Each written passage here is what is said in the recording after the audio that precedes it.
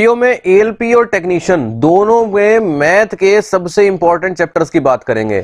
हम कुछ ऐसे चैप्टर ढूंढ लेंगे जिनको कि अगर आप सिर्फ उन चैप्टर को पढ़ लो तो आपके 85% प्लस कवर हो जाएगा सिलेबस। ठीक है, यहां पर चाहें तो आप 60% चैप्टर पढ़ के 85% मार्क्स ला सकते हैं। ठीक है, तो वो इंपॉर्टेंट चैप्टर आपको बिल्कुल नहीं छोड़ने हैं। ठीक, एएलपी और टेक्नीशियन मैं आपको याद दिला दूं, जब 2018 में पिछली बार एग्जाम हुआ था तो इन दोनों का कंबाइन एग्जाम हुआ था, यानी वही पेपर एएलपी का आया था और वही पेपर टेक्नीशियन का आया था। इस बार अलग अलग है। और टेक्नीशियन में खास बात यह है कि सिर्फ एक ही एग्जाम होगा, एक एग्जाम में जो बाजी मार ले जाए भाई जॉब उसी की। ठीक, अब बात आती है एएलपी की। एएलपी में सीबीटी 1 सीबीटी 2 दोनों है, पर चैप्टर दोनों में सेम ही लगभग इंपॉर्टेंट है, ऐसा नहीं है कोई कुछ अलग है। चैप्टर थोड़े से इंपॉर्टेंट देख लीजिए, उसके बाद मैं आपको बताऊंगा कि इस समय जो आपकी स्टेज है उस हिसाब से आपको पढ़ना क्या है। अगर आपको सिलेबस पूरा हो चुका है तब आपको कैसे पढ़ना है, और सिलेबस पूरा नहीं हुआ तब कैसे पढ़ना है। सबसे पहला चैप्टर हमारे सामने आ रहा है दोस्त, नंबर सिस्टम। 10% इससे सवाल आते हैं और वेरी इंपॉर्टेंट में यह आता है। एलसीएम एचसीएफ 4% सवाल होते हुए भी इंपॉर्टेंट इसलिए है क्योंकि ये एक इजी चैप्टर है। आप इसके कुछ 1 2 4 मतलब 2-3 कॉन्सेप्ट भी सीख लेंगे तो समझ लीजिए आपको इससे जो सवाल आना है वो बन जाएगा, कोई दिक्कत नहीं आएगी। तो ऐसे कुछ चैप्टर जो कि आसानी से हो जाए, जैसे नंबर सिस्टम 10% जरूर आ रहा है, पर नंबर सिस्टम एक बहुत ही लंबा चैप्टर है, लॉन्ग है, इसमें आपको काफी पढ़ना पड़ेगा, समय देना पड़ेगा। पर एलसीएम एचसीएफ ये कम समय में हो जाएगा। ठीक है, और जो नंबर सिस्टम है वो कैसा समय लेगा, ज्यादा समय लेगा मेरे दोस्त। ठीक, तो ये चीज हमें ध्यान रखनी है।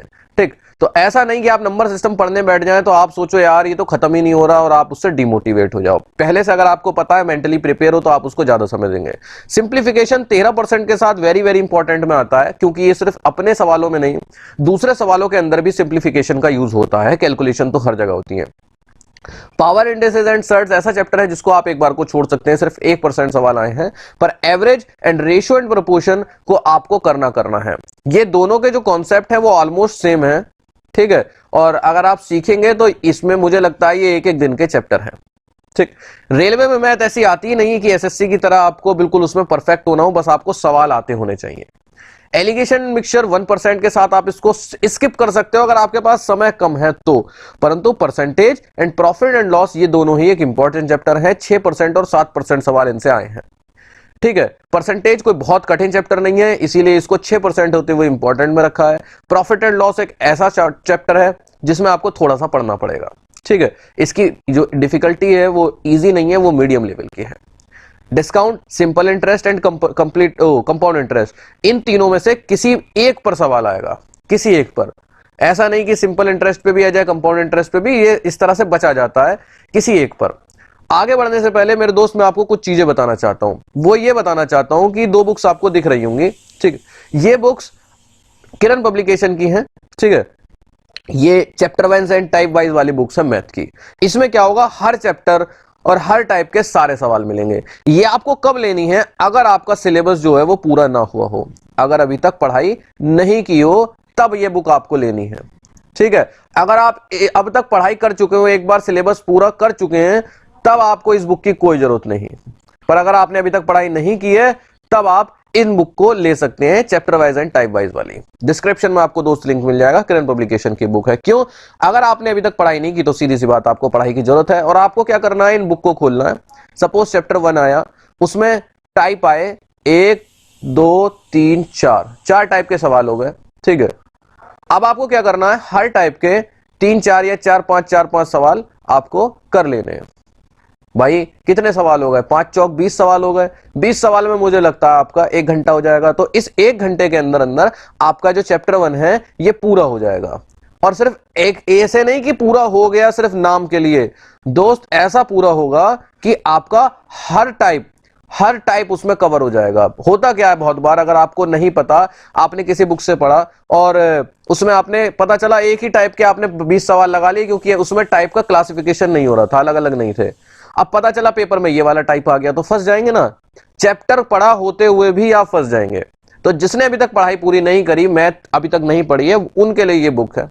और जिन्होंने अब तक पढ़ाई कर ली उनके लिए भी बुक मैं बता देता हूं। अभी जिन्होंने पढ़ाई कर चुके हैं और अब अपने लेवल को एडवांस करना चाहते हैं उनके लिए ये बुक है दोस्त। ठीक है, ये कब है, सिलेबस पूरा हो चुका है जिनका, ठीक है, ये उनके लिए है। सिलेबस पूरा हो चुका है, यानी कि आपको किन चीजों की जरूरत है दोस्त?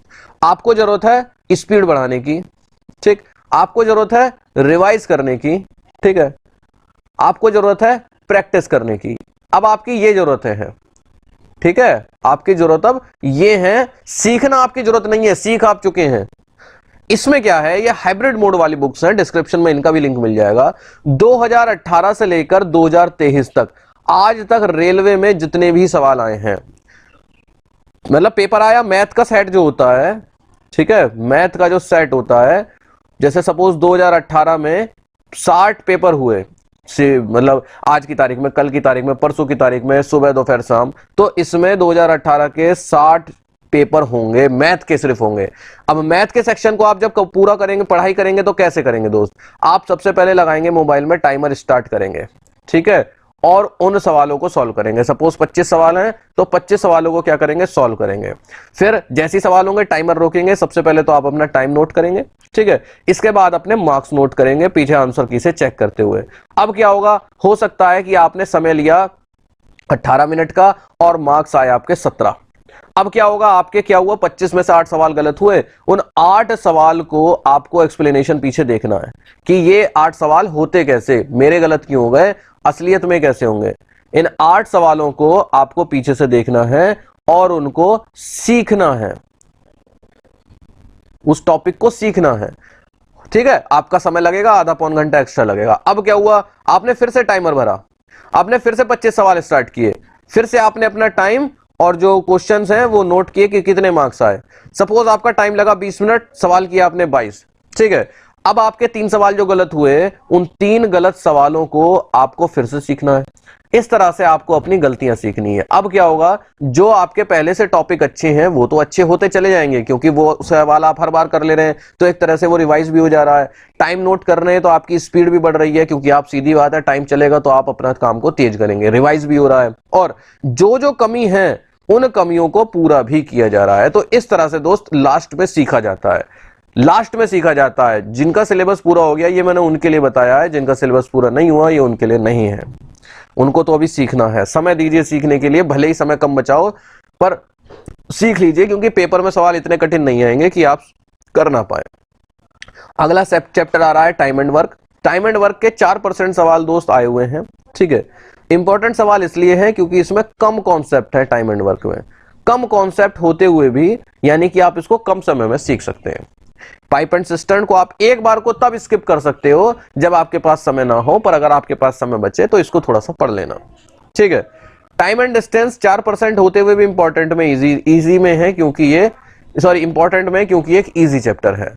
Boat and stream, sequence and series को छोड़ सकते हो, पर अलजेब्रा को गलती से भी मत छोड़ना। अलजेब्रा एक बहुत ही आसान और मार्क्स देने वाला चैप्टर है, आपको फायदा देकर जाएगा, ठीक है, इसलिए इस अलजेब्रा को मत छोड़ना। ट्रिग्नोमेट्री बड़ा है, ज्योमेट्री बड़े हैं, ये 6% सवाल आएंगे इनसे, पर ये आपका काफी टाइम ले जाएंगे। इसको ध्यान से पढ़ना, क्योंकि जब आप एक बार पढ़ना शुरू करोगे ज्योमेट्री वगैरह, काफी समय ले जाएगा। मेंसुरेशन को थोड़ा टाइम देना, जो फॉर्मूला आएंगे इसमें उनको नोट डाउन करना, ठीक है, जो फॉर्मूले हैं उनको नोट डाउन करना और उनको रिवाइज भी करना, नहीं तो भूल जाएंगे। पहले से दोस्त, बहुत से बच्चे ऐसे होंगे जिनकी पहले से मैथ अच्छी होगी, उनको कोई समस्या नहीं आएगी। जिनकी पहले से मैथ कमजोर है, समस्या उनको आएगी।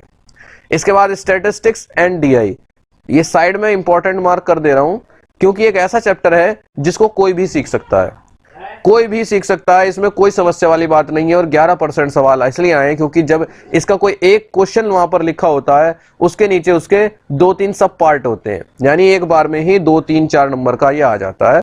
तो इसको तो बिल्कुल छोड़ना ही नहीं है। स्टैटिस्टिक्स एंड डीआई आसान है, बिल्कुल आसान सा है, कुछ कठिन नहीं है। जैसे क्रिकेट में आप मैच देखते हो तो बीच में उनके स्टैट्स दिखाते हैं, वैसा ही ये कुछ है।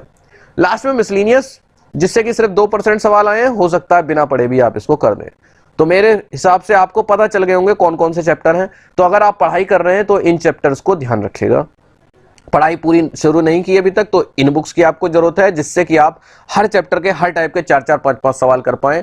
पर अगर आपने पढ़ाई कंप्लीट कर चुकी, तब आपको इन बुक्स की जरूरत है, जिससे आप टाइमर लगाकर मैथ के आज तक रेलवे में आए हुए सारे सेट्स को लगा सकें। ये सिर्फ एएलपी का नहीं है, इन बुक्स में आपको एएलपी को तो मिलेगा ही मिलेगा मटेरियल, आपको जेई, टेक्नीशियन, ये आरपीएफ, एनटीपीसी सभी के मिलेंगे। एक बार अगर आपने बुक ले ली तो ऐसा नहीं है कि आपके पैसे वेस्ट हो गए, दूसरे एग्जाम के लिए दूसरे लेनी पड़ेगी ना। आपने एक बार बुक ले ली, अब समझिए रेलवे के हर एग्जाम के लिए आपके लिए बुक हो गई, ठीक है। अब आपको वो उस दूसरे एग्जाम के लिए दूसरी बुक नहीं लेनी, ठीक है। डिस्क्रिप्शन में दोस्त आपको लिंक मिल जाएंगे, ठीक। और अगर इस जो मैंने आपको समझाया कि इस तरह से पढ़ना है, इसमें कोई कंफ्यूजन है तो आप बता सकते हैं। फिलहाल पढ़ के देखिएगा, इस तरह से आपको मजे आ जाएंगे, काफी अच्छी इस तरह से पढ़ाई होगी। डिपेंड करता है कि आपका इस समय लेवल क्या चल रहा है, आप बिगिनर लेवल पे हो या आप एक बार सवाल अपना सिलेबस जो है वो कंप्लीट कर चुके हो। तो जो भी सवाल हो आपके वो कमेंट में पूछ सकते हैं। एग्जाम बहुत जल्दी है तो आपको समय पढ़ाई पर ही मेन देना है।